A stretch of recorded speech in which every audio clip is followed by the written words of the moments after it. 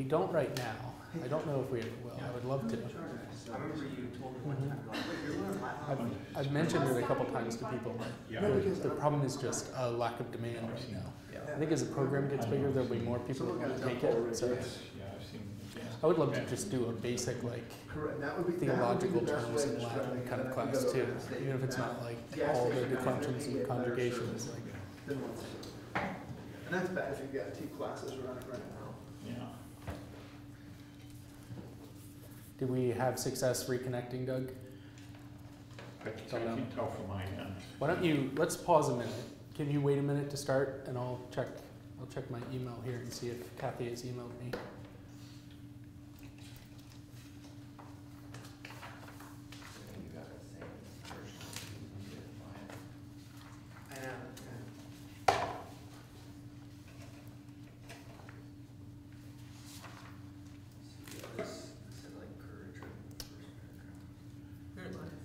There's nothing from her about this. Good email her and let her know that I relaunched this. I'll do that. I don't know if she's looking Talking at about how their heroes are kind of unbalanced, their souls.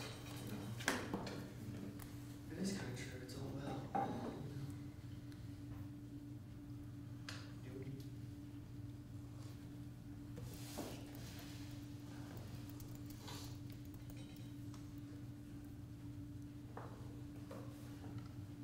Just make me think about King David. What? A man of action. Okay. I'm emailing her right now. Oh, okay. Oh, she said it's back on. Oh, okay, Okay. good. Cool. Very good.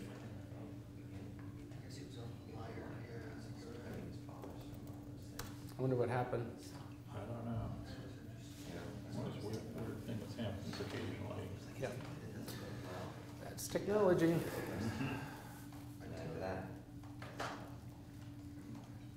Okay, back to our monster. I don't mean to scare you. This is one recreation of Grendel. There's a terrible movie some years ago called Beowulf. Has anybody actually seen it? Did you see it? I couldn't get through it, so I stopped. Yeah, it was pretty awful. Is it the I saw it at animated the one? theater. I saw it in the theater. What's Is that? it the animated one? No, well, it's quasi-animated. I forget It's like a new exactly. technology Joey that they used one time and never used Yeah, again. they were like, well, that was a mistake. Yeah. I didn't see it. I forget who was even in it. Angela Jolie, right? Probably. She's like the monster. She might have been, yeah. Or maybe the mom. Yeah, Grendel's mom, yeah. There was there were kids in the back of the theater when my wife and I saw it years ago, and they were acting up and you know, like yelling and stuff during it, and I like went back and yelled at them and then felt like an old man. I always feel kind of like an old man when I do that. There were kids right outside here just a couple weeks ago, kind of roughhousing, but one of them was much bigger than the younger one. We'll cut this out, Doug, by the way. And I kind of went over and yelled at the bigger one who was picking on the little one, and he kind of, you know, yelled something back. And so I had a big beard, kind of like Abe's beard at the time, so I was looking very Viking. And I kind of went over and yelled at him a little bit. And he started calling me sir. And I was like, no, I feel really bad. Like, I feel like I'm your dad. I'm sorry, sir. Like, oh, man. So, but here's one recreation of Grendel. It's pretty creepy, isn't it? I do think this actually comes from the movie Beowulf, that rendition of it, which may be the only good thing to come from the movie. It's a kind of odd, haunting character, isn't it? I'm guessing that Beowulf was probably one of the more popular things that you all read in preparation for the class. Now that is a sheer guess, but is that fair? Did you find this to be slightly easier read, more enjoyable? A lot easier. Yeah. Did you find that? Okay. Yeah. What about you, Sam? Yeah, I didn't get through all of it yet. Okay. But I thought the beginning. Just turn and say that right to the camera. No, Yeah. I'm just kidding. I'm just teasing. I'm guilty. But I did think, and I also read the introduction, he talks about how we kind of, our culture has talked about things in the Iliad or things in the Aeneid, and a lot of these places, I have no idea. Yeah. So I don't even, I have no reference. So, but I think the categories that I've already gotten since we've been studying this, I've been seeing it in here. And Good. I know in the first paragraph, I saw the word courage, and I'm sure that's a theme throughout this, you know. So I'm just seeing this, and it's maybe the class itself is just helping me read through it. Good, yeah. That is in the introduction. This translation that we have is by Seamus Heaney, who's an Irish poet in his own right. He's recently passed away, sadly, but he's an Irish poet in his own right. He's written beautiful poetry himself, but this translation is a really delightful translation of the Old English, the Anglo-Saxon.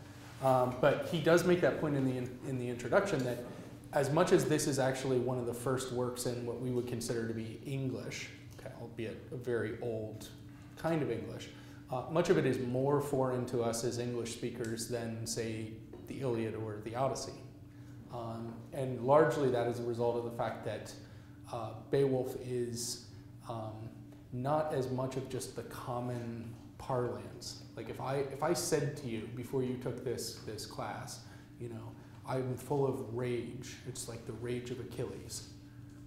You wouldn't have probably known at that point that the first line of the Iliad has to do with the rage of Achilles, but the name Achilles would have been something that would have been familiar to you. You could have kind of pieced it together. I mean, is that fair? You know, we've got an Achilles tendon, for crying out loud. You know? Achilles heel. An Achilles heel, right?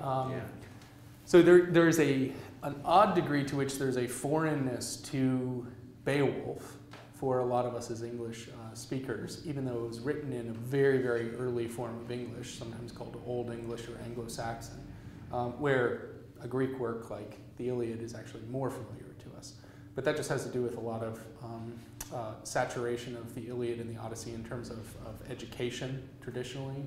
There was a tradition of really foregrounding those works, the Iliad, the Odyssey, and the Aeneid. This survives, interestingly, the Beowulf survives in one manuscript, one 18th century manuscript. Did you notice this? Maybe in the introduction? It was almost lost. It caught on fire and was rescued. But there was one point where there was literally one manuscript of this in the world. I didn't see it. I've been to the British Library where it's held. I believe it's held there still today. I didn't get to see it, but it is there in the British Library. The next time I make it over there, I'm going to make a point of trying to see that manuscript. If they'll let me, that would be fun. So what about others of you reading Beowulf? I imagine for the first time. Had anybody read Beowulf before this class? Okay, you had? So high school? High school. Okay. Scott, same? Okay. Didn't care about it though. Didn't care about it? Back then, no. Okay, what about now? A little more. A little bit more. Honest man. Well, I think it piqued I my had interest. undergraduate school. In graduate school? Undergraduate. Okay. Undergraduate, Yeah. okay. Okay. Go I Stetson. can't remember if it was a freshman English or communications class or a humanities class the second year. Okay. But it was, Stetson in those days had a G courses, general. Right. So it was a general education thing, and so it covered, that was one of the things. Go Hatters. Was that the mascot back then? That was when I was at the law school. We were the Hatters. Yeah, still. Is it? Okay. I think in hearing it was a big influence for Tolkien and Lord of the Rings. It Sure piqued my was. interest to read it far more this time around than I had previously. Because of being a fan of Tolkien and then kind of, yeah. So I'll go ahead and show you real quick. I'm going to have to show you Grendel again, so close your eyes if you're terrified. I'm making fun of you, by the way. This is a work of Tolkien's, which is kind of the gold standard in terms of Beowulf scholarship. The essay called The Monsters and the Critics. This is a collection of the essays. You can actually find the standalone essay online. We're going to cut this, Doug. I'm not sure how legal it is to find it online, but if you just Google Beowulf, The Monsters and the Critics, you'll find the essay online. Have you seen the essay? I mean, it's everywhere. Yeah. So I've shared it with tons of people What year illegally. was it written? Do you know? It's 30s, 36. Really close to it being public. Yeah. I think the lawyer in me is worried about putting this on camera and then I'll go into jail. Like, it was for Beowulf scholarship. You know, they'll be leading me away and I'll be protesting. So yeah, early to mid 1930s, J.R.R. Tolkien gave a talk about Beowulf that has kind of set the standard for Beowulf scholarship. He was a scholar of Beowulf. One of the things that Tolkien was known for when he was lecturing at Oxford, you think of, I probably don't have to go into this, we'll talk about Tolkien more, but you know, Tolkien is one of the inklings at Oxford, right, with Lewis. We'll talk about this later on, but I think you're all already familiar with that. But one of the things he was known for at Oxford is that he was a terrible lecturer. Lewis would have classes full of students, but Tolkien's classes would often have just 1, 2, or 3 students at a given time, except for when Tolkien lectured on Beowulf. Apparently when he lectured on Beowulf, he'd end up getting a full class. And he knew the Old English fairly well, and he had much of Beowulf memorized in the Old English, something I wish I'd had the time and energy to do. I'd love to be able to just recite it for you, kind of like Boris Johnson earlier. I'd love to be able to pull that out and impress you, but I don't. I don't have that. One of the stories about Tolkien that's rather funny is that there's at least one occasion when he began to recite Beowulf for his class, and his false teeth fell out, and kind of like went out into the class. So I may not be able to recite it, but at least I won't be shooting my false teeth at you. I keep them carefully glued down, so don't worry. But yeah, the Monsters and the Critics, kind of the gold standard in terms of Beowulf scholarship. I'm guessing that as you read through it, you saw countless analogies to certain things that you'd be very familiar with in The Lord of the Rings and The Hobbit to some extent. I mean, we'll talk about this at much greater length, but I mean, Scott, was there anything that jumped out at you immediately where you were like, wow, this feels like Lord of the Rings? Well, the disappearing sword, where after he had killed, Okay. what I can't think of what it is at the moment, and the sword, like the blade of it disappeared. Mm-hmm. Reminded me of Lord of the Rings. I mean, just the whole dragon. Yeah, And the dragon. Sitting on gold, getting angry, and just completely Yeah. torching a city. Yeah, Smaug. It's very much the Hobbit. Uh-huh. Okay. Others of you that saw, I mean, we'll talk about this when we get to Lord of the Rings and The Hobbit, but were there other things you noticed that just kind of jumped out at you, like, oh, this looks like an influence on Tolkien? Yeah. I forget, somebody was swimming with monsters and one of them bit him, and because of his chainmail, it didn't hurt him at all.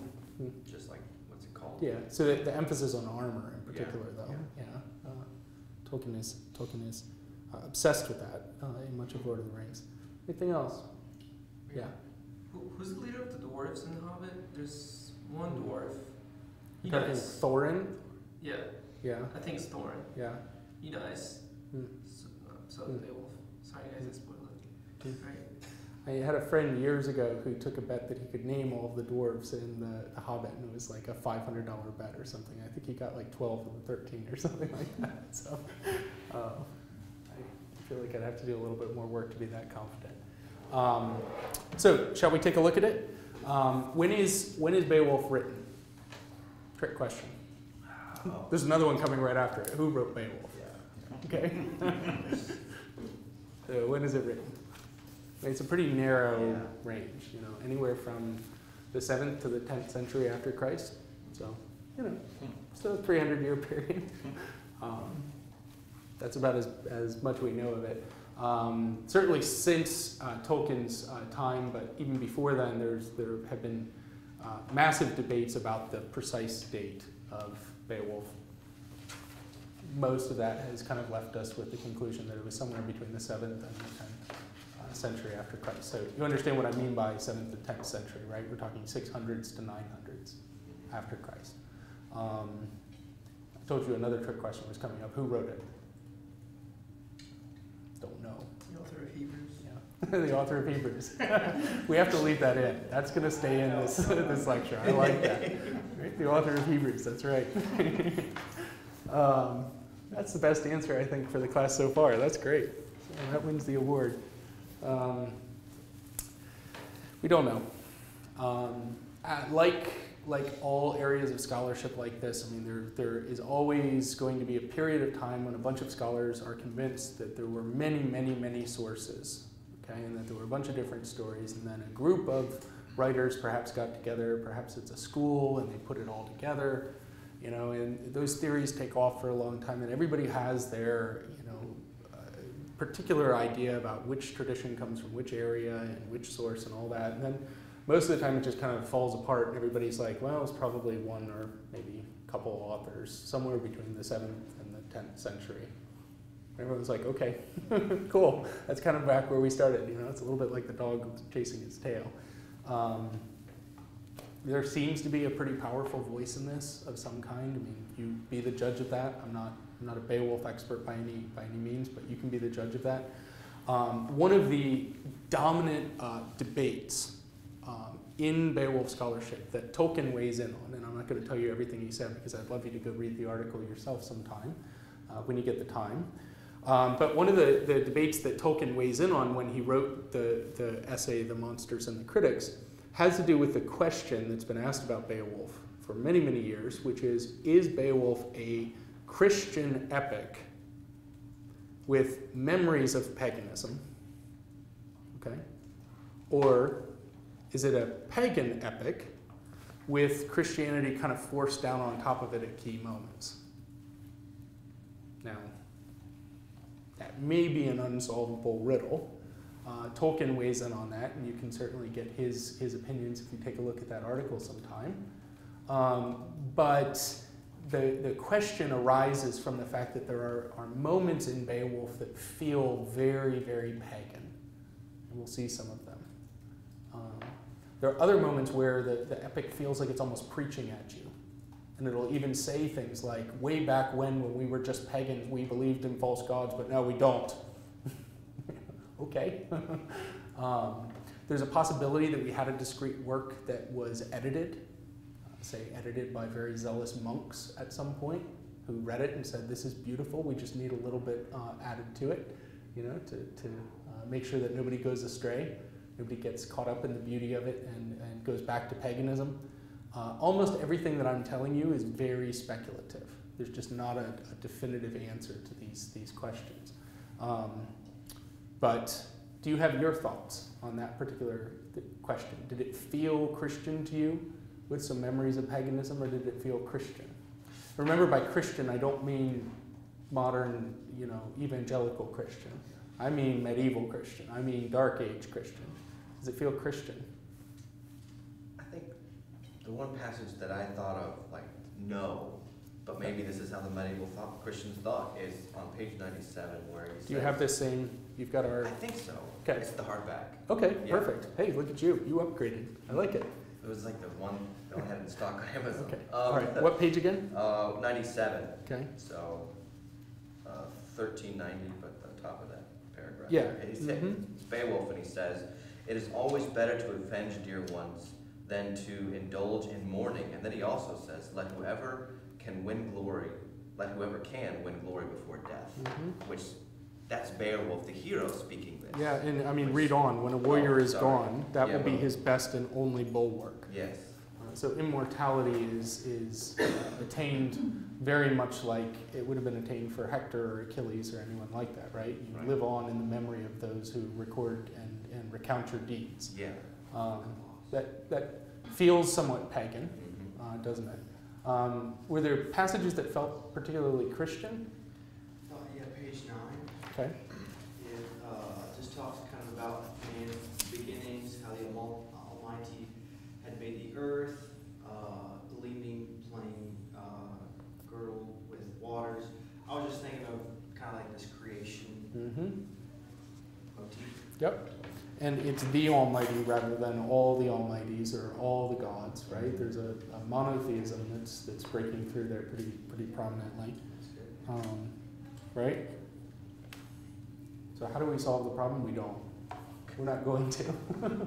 I wish we could. If one of you does, please tell me privately, and I will publish it as my own idea and take full credit for it. But it's a hard problem to solve. It really is.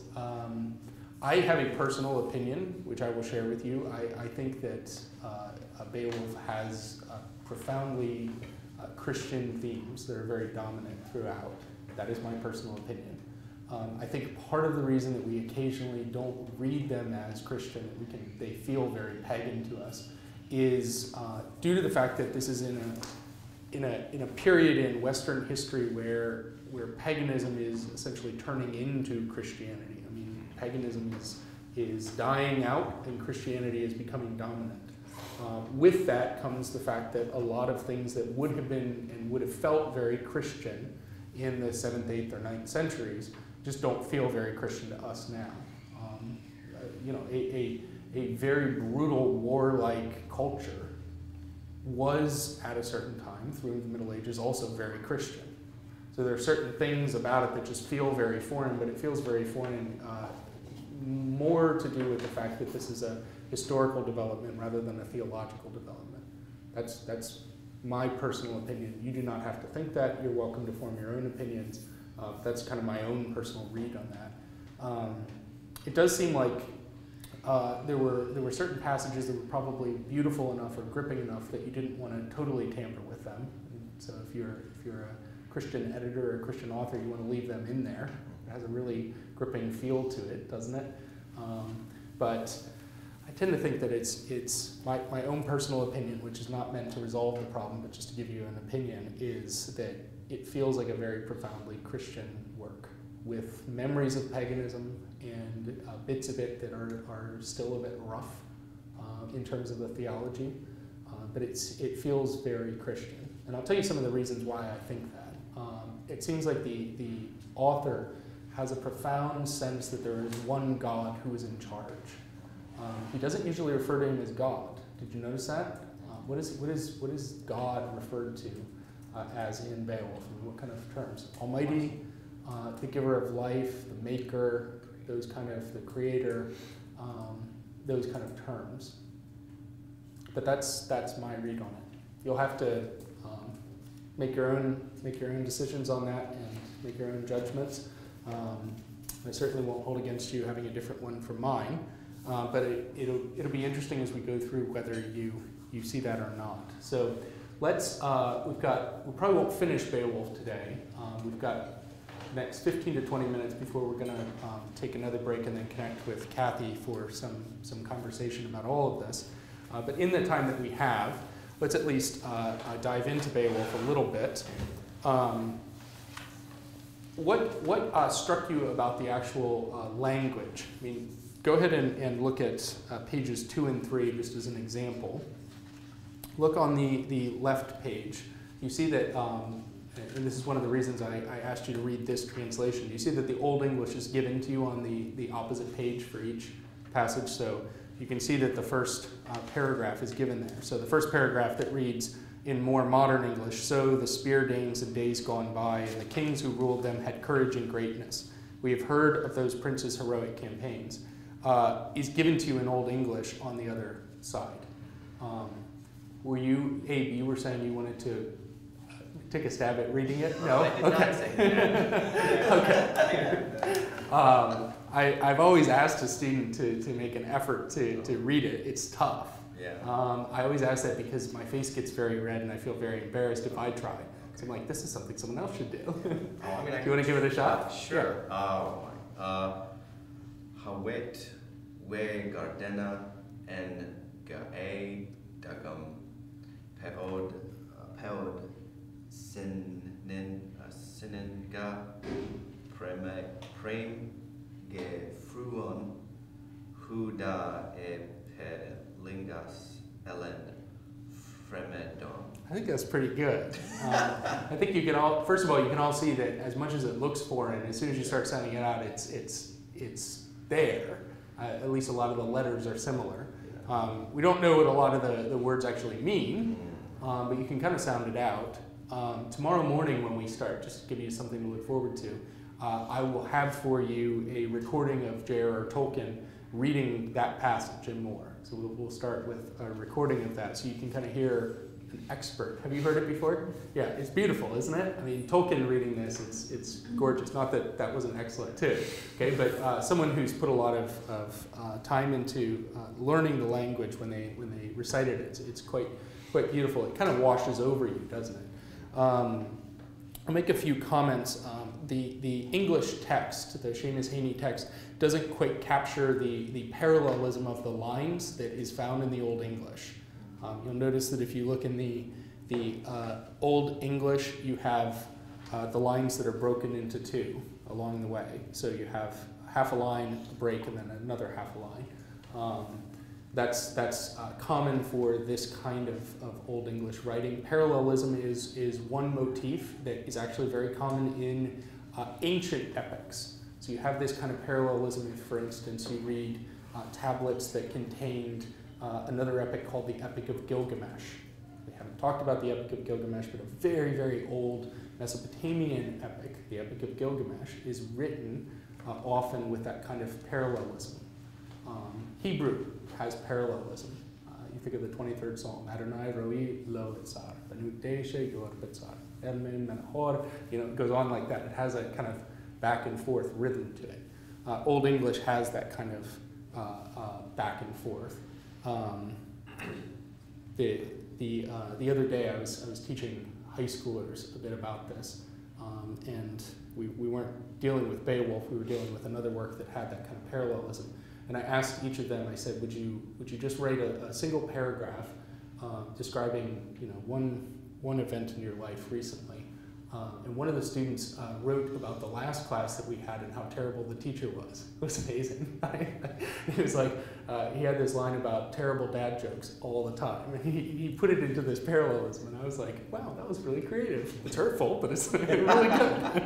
So he had this, it was like dad jokes all the time. He was kind of bobbing his head while he was going back and forth. I was like, I am going to give you extra credit for that. We'll cut that out too, Doug. So let's look at the very first line on page 3. Do you see the compound word? Okay, speardanes.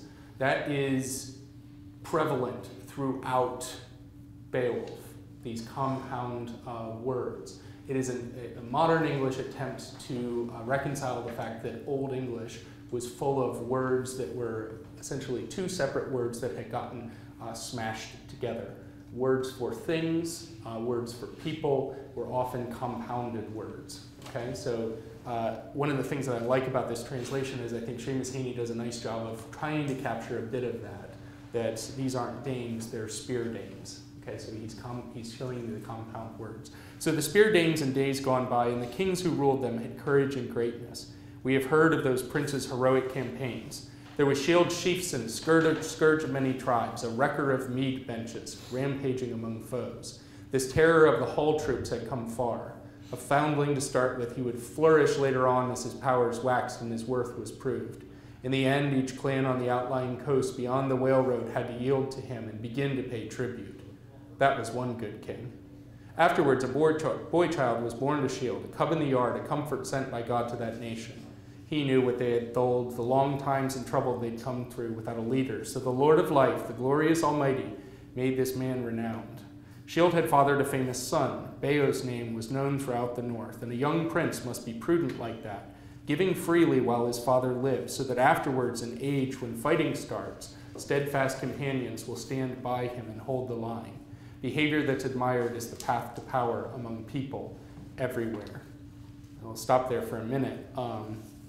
What is this culture like? Did you get a sense of what kind of culture we're diving into here? I mean, this is probably set in modern-day Sweden, okay? There is going to be one people group in particular known as the Geats, who are ancient Swedes of some kind, but they're also ancestors of modern-day English speaker, okay? So the modern-day Anglo. Sorry, was there someone go by? Okay. This is set in what would be modern-day Sweden. We have a group called the Geats, and what do you glean from the text as far as their attitudes to life, to war, to honor, all these different things? What kind of a people are they? What do you think? You know their family tree? Yeah, they know their families very well. That's true. They have something that is very common in this period in particular, which is a strong sense of who you're descended from, right? Okay, what else? They like to feast and tell stories. Yeah, they love stories. They love feasts. Feasts in particular that are held in warm halls. We're going to read in a minute or two about Hrothgar's hall, his mead hall. This Shield Sheafson is described as a wrecker of mead benches. Okay, you take somebody else's hall, you wreck the mead benches. So This is a culture which is incredibly cold, right? If you're in Sweden, you're in a frozen kind of climate. But they're very joyous. Yeah, they're joyous, right? especially if they're in the meat Gets them hall. into trouble with Beowulf. Yeah, they're joyous if they're in the warm meat hall, right? Because if it's cold outside, if it's dark outside, having lived in Scotland, a very different kind of level to Florida. I mean, you're dealing with the fact that parts of the year are bright all the time, and other parts of the year are just incredibly dark. Most of the year is incredibly dark. The sun kind of shows up every now and then. It's like, I'm still here, and it leaves. You may not see it again. Sweden is going to be like that as well. So it's dark, it's cold, but they build giant mead halls that can be warm and they can be joyous in them because they're drinking mead, they're feasting, and they're telling stories. Okay, so that's the kind of culture that we're talking about. What else can we glean from their culture, from what you've read of Beowulf? Very tight-knit, like there's Yeah, a sense very of tight-knit. loyalty amongst their friends. Yep. A strong sense of loyalty, strong sense of honor, strong sense of loyalty to the right kind of king. Okay, that's really important, and that's what we're getting a hint of here. Good leaders are called ring givers. Okay, have you heard that term, the ring giver? There should be an echo for you, of course, to Tolkien and the Ring. But good kings in this culture are known as ring givers. Why? Any ideas? This is a culture which is not really given over to, shall we say, agriculture. Okay, this is a culture that is a raiding culture. Think of the Vikings. I remind my wife of the Vikings often because she comes from Viking ancestry. Her grandparents are modern-day Vikings. I tell her all the time, can't you just see them on a ship? Like, we have 100 miles to go. Keep rowing. Okay, this is a cold, we'll cut that out too, Doug. This is a cold, dark climate in which your wealth is determined by raiding. You follow a king who is known as a ring giver, who is honorable by virtue of the fact that when you raid and you take plunder, he gives you your allotted share. Okay? And a ring is often something that can be worn on a finger or just turned into a ring. You take whatever treasure you're talking about, silver or gold in particular, you melt it down, and then you carry it on you. Okay? This is a rough and tumble sort of culture. This is something like a Viking culture. So good kings are gracious. They're generous. They give you rings of treasure when you've raided another culture. All those nice people that were farming for decades and building up all their resources, all of a sudden to have raiders come and steal it from them. My family and I, when we were living in Scotland, went to a place called Lindisfarne up in the northeast corner of England. Did you guys ever go there, Becca? Did you go to Lindisfarne? So it's right on the coast. There's a little abbey. It's incredible because the abbey is now a ruin, but historically the abbey was out on a point where for most of the day it's actually an island. And then for a very short part of the day, the water recedes and you can actually drive out to it. But there are all these warnings as you're going out there. Be very careful that you only are on this during these times because otherwise you'll drown, because the water will come in and sweep you away. But out on Lindisfarne in 793, there was somebody who was looking out into the ocean and he saw ships. He saw somebody like our man Beowulf on his way to raid. It's the very first recorded instance of a Viking raid. And when we were there, I just remember standing there with my family and kind of looking out into the ocean and thinking, like, what must that have felt like? Imagine, you're looking out onto the ocean and all of a sudden there are these ship sails. The next thing, there are these Vikings who are coming into your town and killing and stealing everything. That's the culture we're talking about. It is a raiding culture. Wealth is determined by what you can steal, essentially. They wouldn't have called it stealing, but it's what you can steal from others. So a good king is a good ring giver. He gives you your share of the plunder. Yeah. Nope. Okay. Let's meet our first good king, and then we'll probably draw this conversation to a close for today and pick up with Beowulf tomorrow.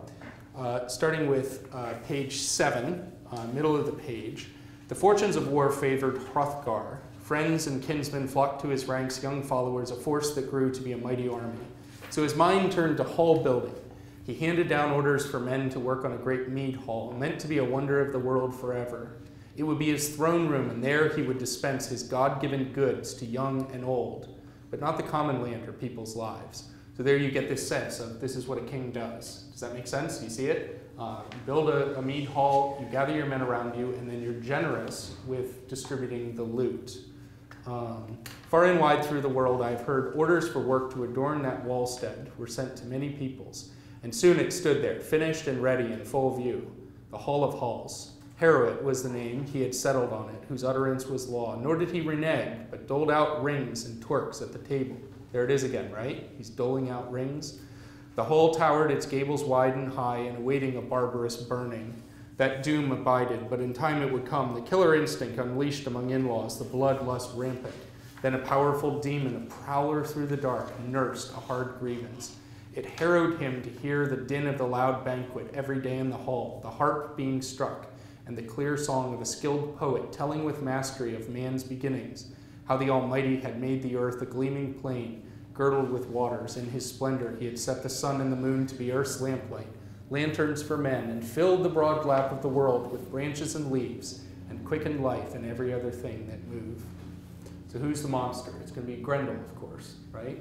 Who is enraged by the fact that Grendel is hearing the sounds of joy, to your point, Jim, coming from this mead hall. Now, this is a really just kind of vivid image of evil itself. Evil is in the marshes, hears joy, and is enraged. So times were pleasant for the people there until finally one, a fiend out of hell, began to work his evil in the world. Grendel was the name of this grim demon haunting the marshes, marauding round the heath and the desolate fens. He had dwelt for a time in misery among the banished monsters.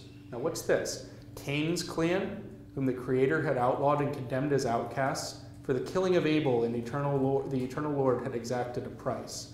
Now, what is going on there? This is a relative of Cain? What's going on? You'll see if you read the introduction, one of the points that Haney makes, it's a really brilliant one, is yet another reason why we don't always identify this as Christian, and these are my words more than his, is so much of the Christian themes come from the Old Testament. Okay? Whoever this author, this group of authors were, they were really fascinated by some of the stories of the Old Testament. And in particular, they pick up on this idea that Cain kills Abel and is banished. And in this story, you'll remember from Genesis, God puts a mark of some kind on Cain. That's been picked up in many different ways, many of them quite evil throughout history. But there's this idea that Cain is the first monster. Does that make sense? He's out now, outside of the bounds of civilization, and other monsters must be descended from him. This is not a sophisticated theologian working with this. Okay, this is someone saying, well, where did monsters come from? Maybe Cain. But it's an interesting idea, isn't it? As a side note, I'm not a New Testament scholar by any means, so I'll say this and then quickly run away from it. But if you read at all about intertestamental Jewish interpretations of passages like the story of Cain, there are all sorts of really interesting interpretive moves that Jewish scholars at that period would make, such as the fact that they believe that Cain was actually descended from a union between Eve and the snake. Okay? Adam wouldn't have given birth to somebody like Cain. Why? Because Cain is evil, so it must be Eve and the snake. Right? So there's this kind of extra biblical, odd tradition about Cain, and he's like the origin of monsters, and it's just odd. Okay, but here it is. When I say odd, I also mean delightful sometimes. So, but that's because I'm odd. All right, so for the killing of Abel, the eternal Lord had exacted a price. Cain got no good from committing that murder because the Almighty made him anathema. And out of the curse of his exile there sprang ogres and elves and evil phantoms, and the giants too, who strove with God time and again until he gave them their reward. Stop there for a minute. Ogres and elves, yes, Tolkien fans. What do you think is the point of Grendel being angered by the fact that somebody somewhere is happy. Okay? That's Mencken's quote about the Puritan, that the Puritan is worried that somebody somewhere is actually happy, right? Well, why is Grendel angered by the fact that there's joy in heroin? Why is he hearing those feelings, or hearing those sounds and feeling that? What do you think? It's almost like a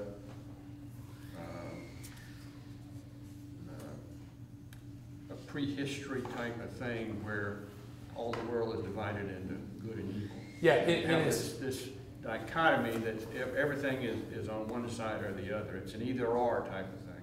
Yeah, we don't have tremendous sophistication, certainly not theological sophistication in a book like Beowulf. And if Grendel is the embodiment of evil, it makes sense that evil is actually stoked and enraged by the fact that there is good in the world.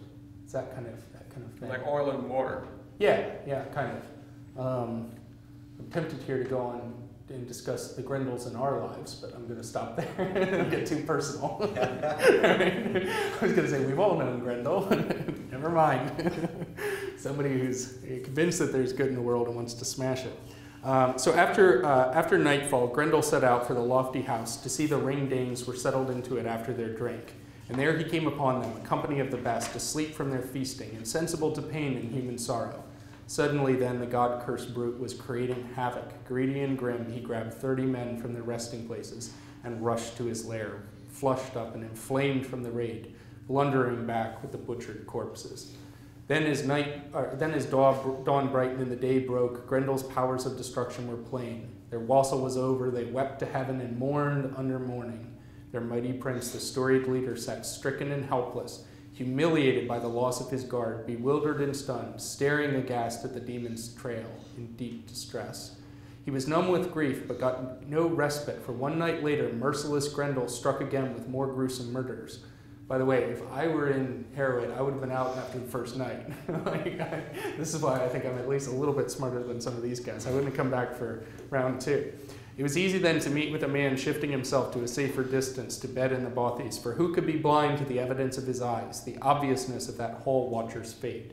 Whoever escaped kept a weather eye open and moved away. So Grendel ruled in defiance of right, one against all, until the greatest house in the world stood empty, a deserted wallstead. We'll stop there in terms of new material with Beowulf. Let's make a few more comments and then we'll break so you all can get brownies. Assuming there are some left. I hope there are some left. There's a really, it's a good place to break because there's this sense in which there once was a time when things were the way they were supposed to be. Okay, there was the hall that kept everyone warm, there was drinking, there was feasting, there was storytelling, there was laughter, and now all of a sudden we've lost that. Grendel has come in and has desolated that, and now evil rules. It's a really fascinating setup to the need for a hero, isn't it? We need Beowulf. Why? Because he's going to come and set things to right. That's the rest of Beowulf is going to be about that. So we'll look forward to that tomorrow morning when we pick up at that point with Beowulf. Let's take a break at this point. Do you think maybe 15 minutes is good? And then we'll come back in 15 minutes for the last 40 minutes or so of our discussion. In that period, I'll connect Kathy too, so she can talk to us all as well. All right?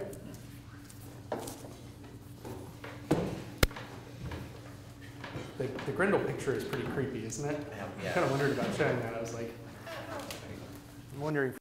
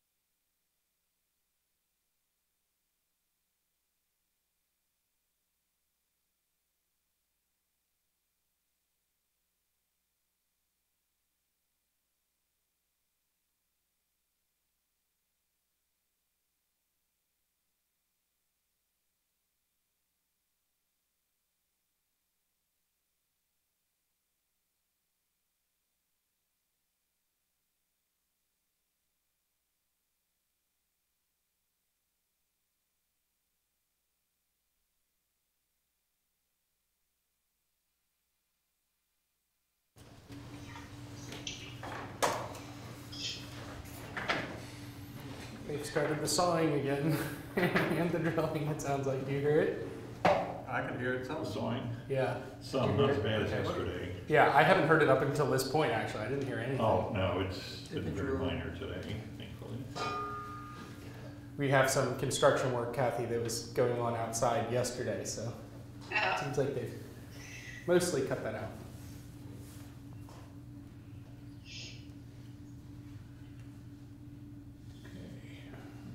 Who are we missing? Oh, we're missing Sam. He's on his way, so we'll give him a minute. That's fine.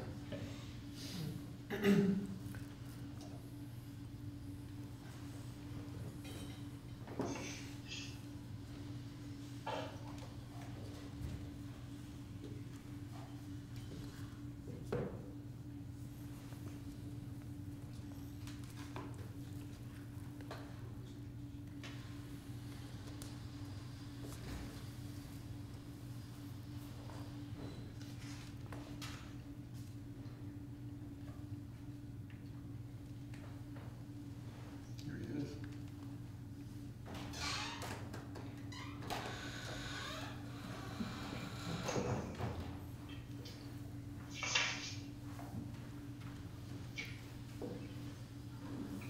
Ready when you are. We're good.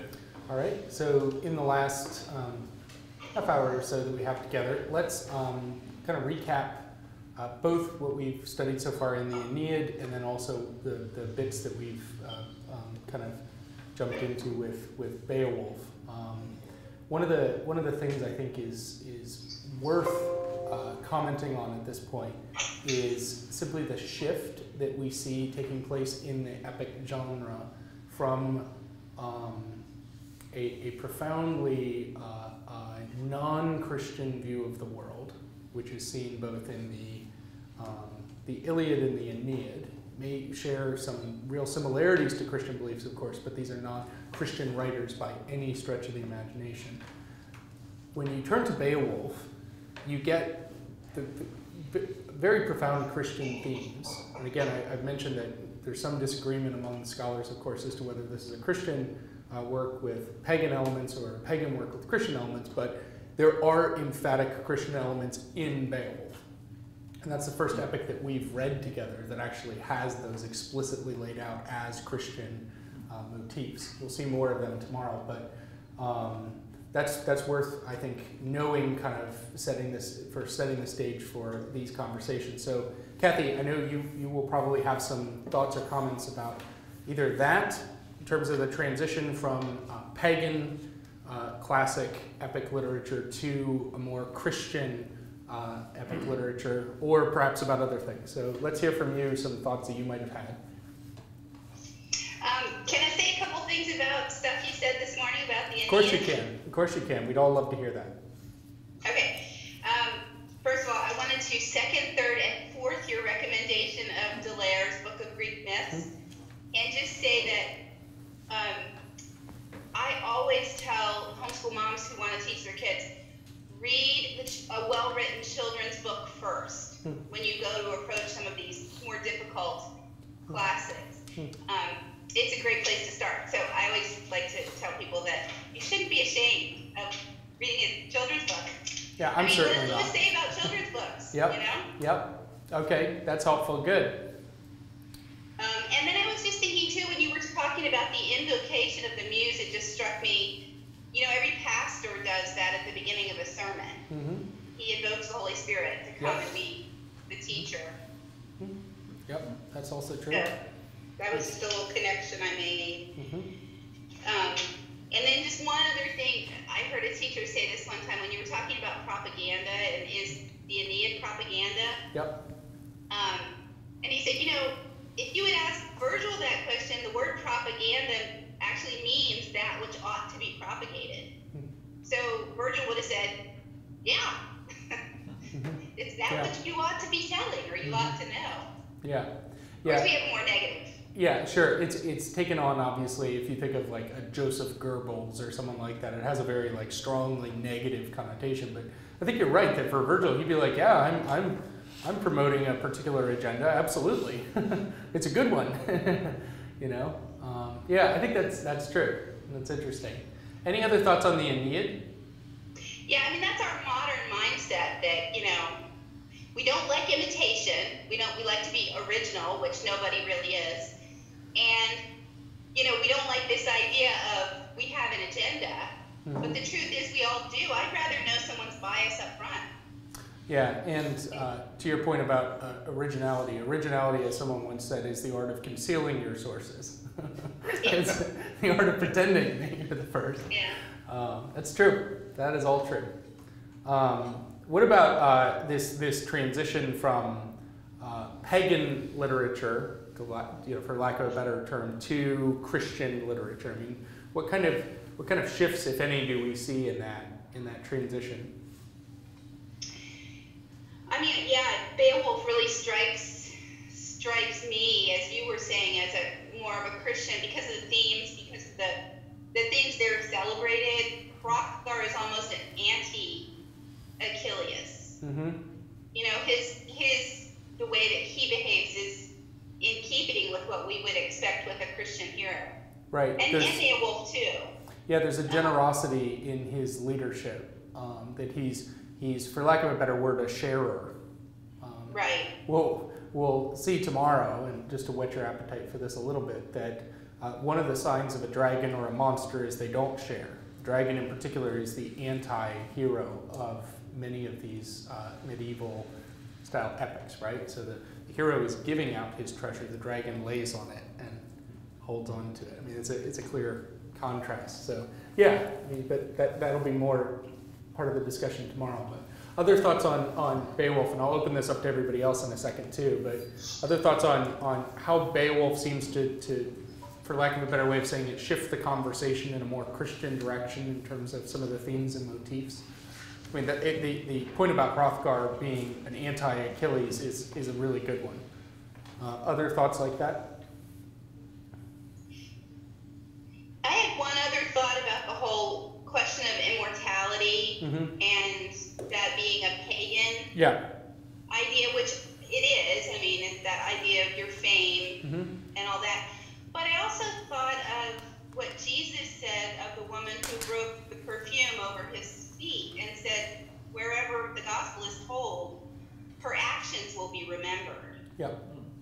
Yeah, that's true. And I think we would want to be careful not to completely disparage that idea of immortality as well. I mean, the great deeds of Achilles and Hector are, in a sense, and I'm putting this in quotes, immortal, in that we are sitting here talking about them thousands of years later. So there is a truth to that vision of immortality, even if it isn't complete in terms of a fully orbed understanding of what it means to live forever. There's a very limited sense in which maybe we can say that that's gesturing towards a greater truth. So that's interesting. Other thoughts there, and then we'll open it up to everyone else. The only other thing that brought up for me was when you were talking about it being, all the heathen or the pagan themes or whatever that are kind of self-consciously referred to. If you read Bede, he talks about cavemen in that way. He says he wrote these beautiful hymns, but you got to remember he was a pagan, and so that's why he talked about war and all those awful things too. Yep. Yeah, this hinge period in the Dark Ages is really a fascinating one because you have a whole culture that's shifting away from paganism towards Christianity, but that isn't something that can just happen overnight. I mean that takes time. And if you kind of zoomed in on one particular moment in that transitional period, you might say this looks very pagan, but perhaps it's actually just the paganism that's left over as we're marching towards a more Christian perspective. What do the rest of you think about Beowulf? And we'll talk about this again tomorrow, but in terms of Beowulf being a Christian or a pagan text in a predominant way. Do you have feelings about that? I've kind of shared mine, but I don't want that to influence what you think. I'd be just as happy to have somebody say, yeah, it's a profoundly pagan text with a little bit of Christianese thrown in there. That's fine. Yeah, I think that all I'm going to say is it's a hard conversation to have. I think something Peter Kreeft once said was the gospel gospel's not just the best story. It's the best story that could be told. Okay. So anytime that someone writes a story, it's going to have the gospel in it. Does that make sense? Yeah. Any time you write a really good story, it's going to be an impression, whether that's conscious or not, of the gospel. So I'm not sure if Peter Pierce's right, but it sounds right to me. Yeah. So I think that even if it was just a strictly pagan, very, very good story, it's going to be the gospel. I mean, it's going to have some of those gospel themes in it. That's a good point, that good stories are often gesturing in that direction, just by virtue of the fact that they're good stories. Yeah, that's a good point to make. I see the Lord being behind things versus fate. I think I saw reference to fate once, but every other time when things are like, the invisible hand, if you will, that's typically reference to the Lord. Yeah, that's one of the things that I've seen myself, that I've always been impressed by as I read Beowulf, that it feels like there is this strong sense of a monotheistic deity who is in charge, as opposed to the fates, as opposed to Norse gods. What about you, Jose? Any thoughts on any of that? Well, I mean, I don't know if Christian text would be the word I would use. It's its own little thing, it's so different. To me, it's closer to something like the Iliad than it is to a resemblance of some theological. Yeah, it looks a lot like the Iliad as opposed to like the Gospel of Matthew. Right. And it's just like, I don't know, like in a sense, like the Song of Roland, which kind of has that crusade aspect to it, also kind of goes. It resembles more of an epic than it does a Christian theme. So the themes that I gather from the story, I think the way I gather those themes and those ideas would be the same way I gather the ideas from the Iliad, because to me it's so far-fetched from like actually resembling theological points. That I wouldn't know if I consider it a Christian text. Yeah, it's certainly an epic. It certainly participates in those gestures and motifs. We'll see this more tomorrow as we discuss it at more length, but it certainly does. And it doesn't look like a strict theological text by any means. Yeah. Scott, what are you thinking about it? You like it so far? Do you like Beowulf? Yeah, so far. Yeah. Thoughts on Christian or non-Christian, Christian with pagan laid on it, or vice versa? In the first reading and not getting into it, it's hard to say. Okay.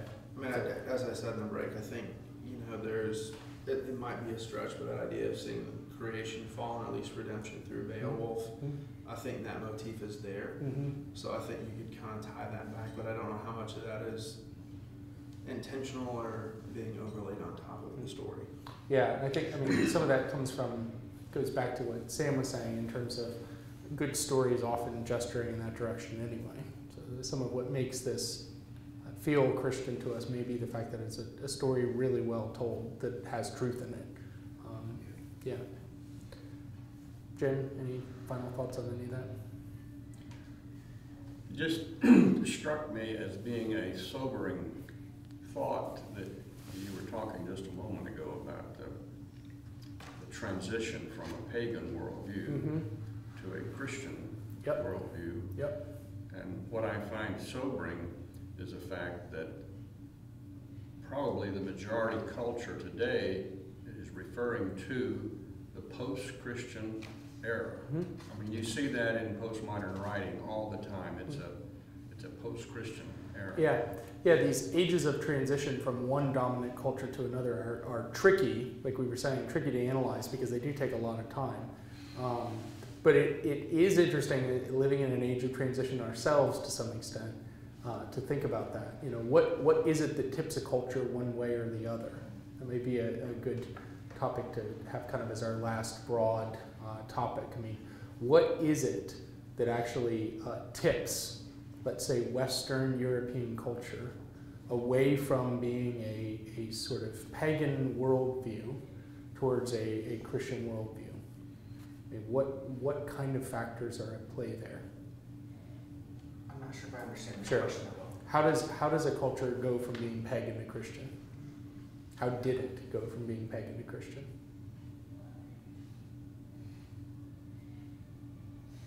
It's a hard question. Stumped everyone. Well, I think a central thing is the monotheism that you were talking Yeah. about. Obviously, before it was a pagan, polytheistic type of mentality, and you're characterizing Beowulf as being, at heart, the key thing being the monotheistic. Yep. And if there's anything that's typical of modern pluralism is that it's shifting away from the monotheism. And was often typical of the paganism of the day before, you know. Nobody's fighting over, you know, whether Zeus or Hera are the one true god. Right? They're both true gods for the ancient Greek. And what you have at a very, very central point in Christianity is this assertion that there is one God and there is one true God. And that becoming a dominant belief through a number of different means is a very, very important part of the shift from pagan culture to more Christian culture, the kind of shift that we're going to see in further works that we read. Pretty much from this point on, as we read further in epic literature, it's going to just have a more Christian feel and smell to it. But a lot of that has to do with the fact that the Western culture has shifted from a monotheistic system from a polytheistic system to a monotheistic system. And we could talk on and go on and on and on about all the different factors that led to that. You know, was it Constantine's conversion? Was it the example of the martyrs? Was it evangelism? I mean, probably all three. But in essence, what we know is that there was a time when people stopped believing in many gods and started believing in one. Along with that goes a profound sense of divine providence as opposed to living at the will of a number of different gods and living according to fate. And that's just really, really important. It seems to me that in Beowulf we often, and we'll see this more when we talk about it more tomorrow, but we often have a sense that this single God, this giver of life, this creator, has set things out according to a plan, as opposed to you and I are living in accordance with something that's been set out for us by the fates that we just kind of can't get out of. You know, there's a graciousness to the divine plan of this single deity that isn't quite there when you think of fates or gods ruling people according to their whims. Does that difference make any sense? I mean, it seems to be a real difference that we start seeing in Beowulf. Other points, maybe Kathy, you would have some thoughts here that we see in this shift from a pagan to a Christian culture. I mean, what other than, say, monotheism and a belief in a single divine plan, what else would we see that would be really, really different when we start looking at Christian epics? What's unique about them or different about them from their predecessors? Well, I think the qualities that make up the hero are usually different.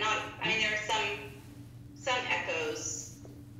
Yeah, so lots of similarities between, say, a pagan hero and a Christian hero, and that will be true throughout. But the ideals tend to start changing. The selfishness of a hero like Achilles is really, really anathematized by the Christian tradition. And as you pointed out, you already see it with Hrothgar being set off against Achilles. That's true as we go through medieval epics as well. Other thoughts? Yeah. Would it be the dignity of the individual? Yeah. In other words, we're saved one person at a time, which is very foreign to the collectivism, it seems to me, of that pagan culture. There would still be a lot of collectivism in medieval Christianity. But yeah, I think you could say maybe the dignity of human life. There is a greater value that's given to human life. Dignity? Dignity of an individual human, sure. And in fact, it's almost as if with the Enlightenment, you get the perversion of that individual significance into an ideology of individualism, where the individualism is now king instead of the self is king as opposed to being selfless in relationship to the one God. Yeah, but contrast. Yeah, I think contrast.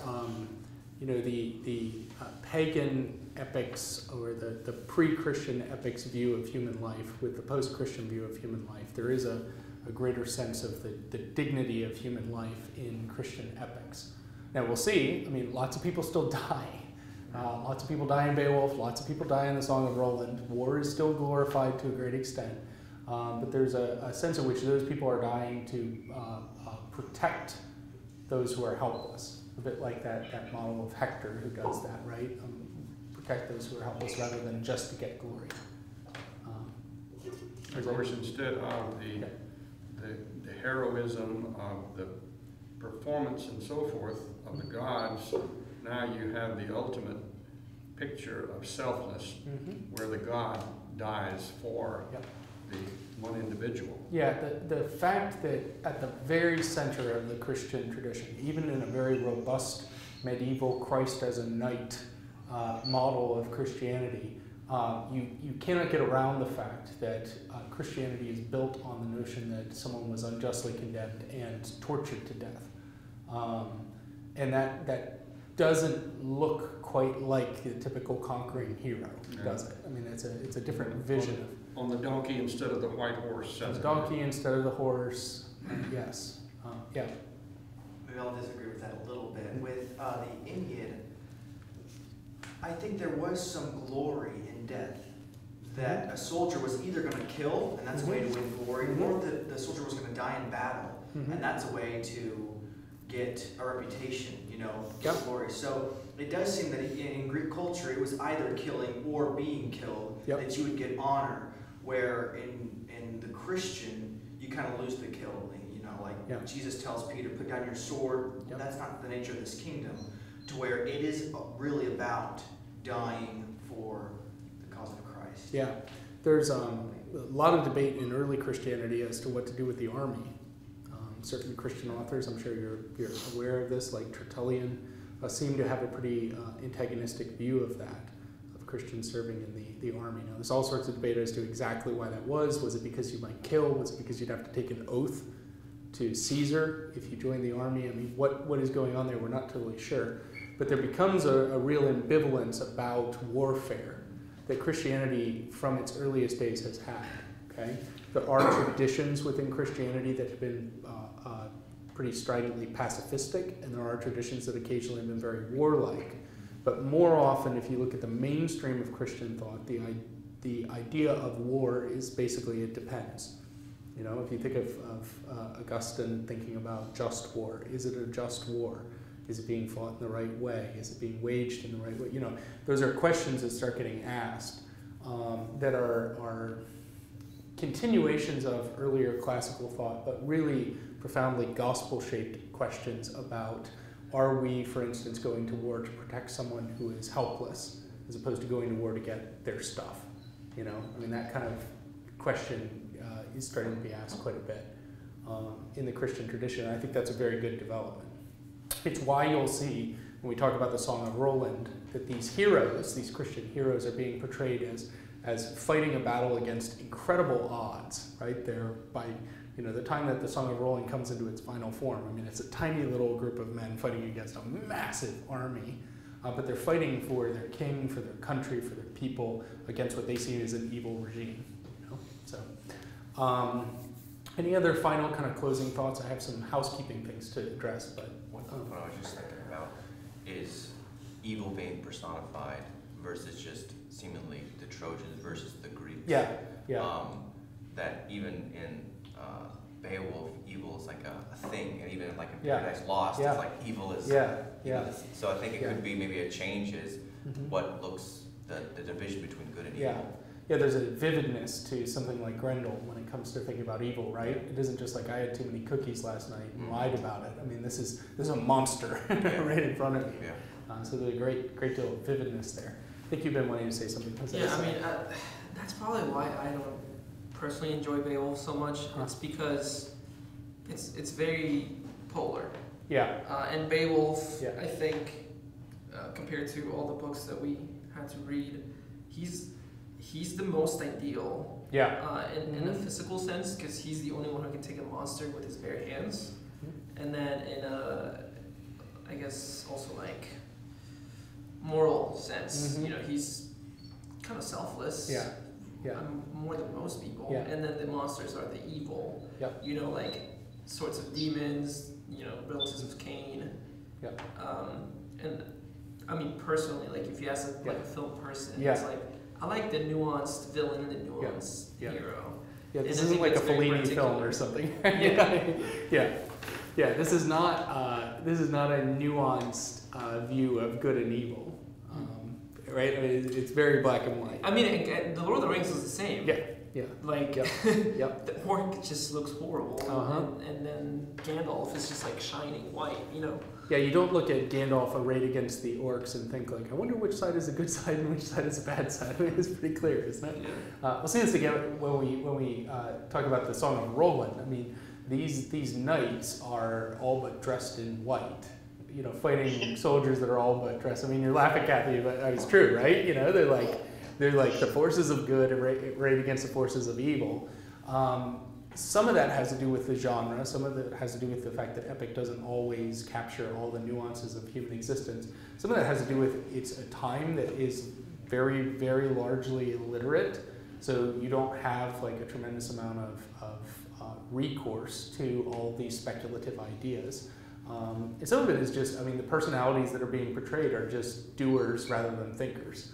You know, Beowulf, we know he's good because he does the right stuff. And he's strong and he fights the right way, you know, the end.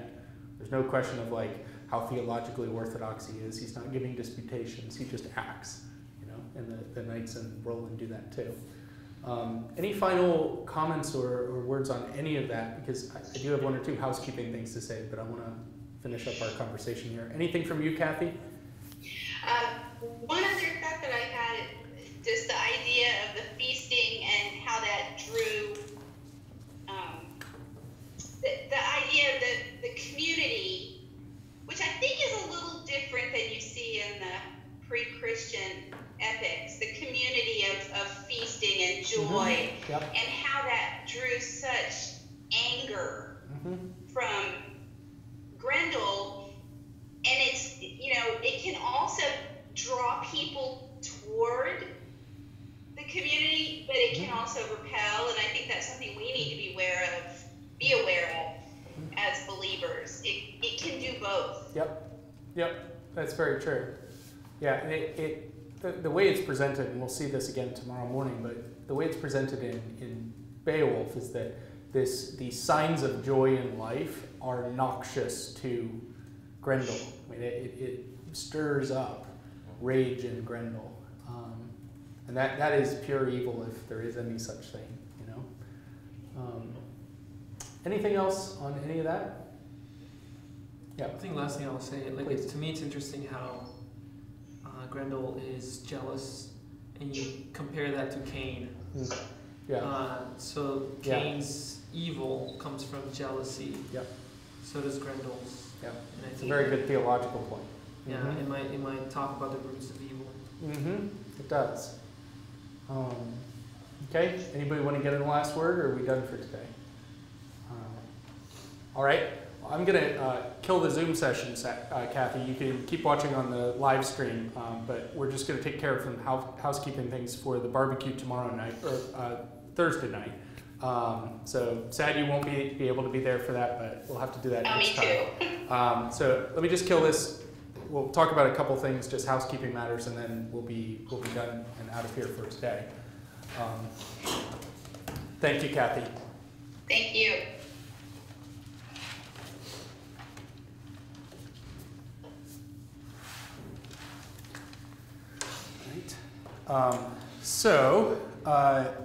I've heard, I guess, Scott isn't going to be able to make it on Thursday. Is that right? So for the rest of you, hopefully you'll be able to be there. Doug's going to be there. Please bring spouses if they would like to come along. I'm going to put up on the board my phone number, which I probably don't have to keep, just in case anybody needs to get in touch with me between now and then.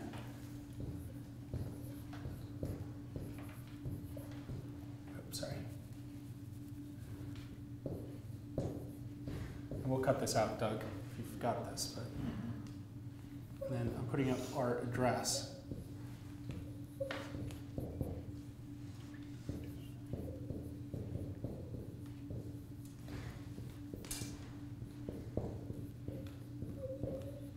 So Fort Lauderdale.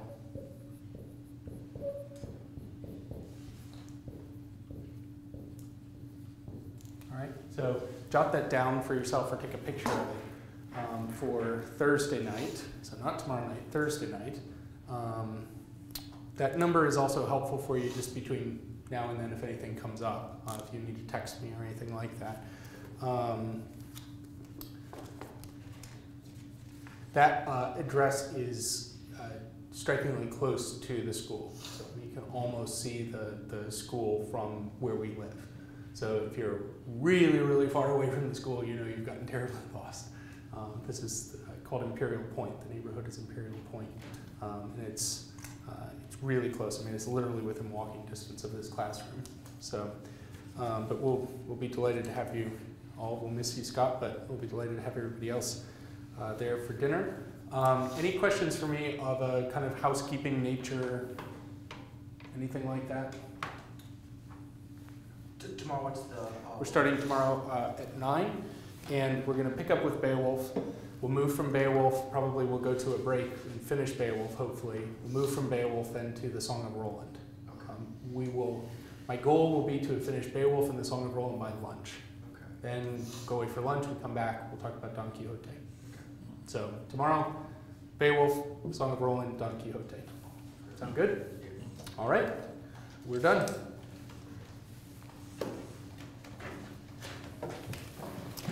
Thank you, everyone, as always. It's been a fun class so far, so doing my best to make it enjoyable. If I occasionally make a fool of myself, forgive me, but I'm trying. You're doing great. Well, epic literature is fun, but there are parts of it that got to kind of liven up a little bit.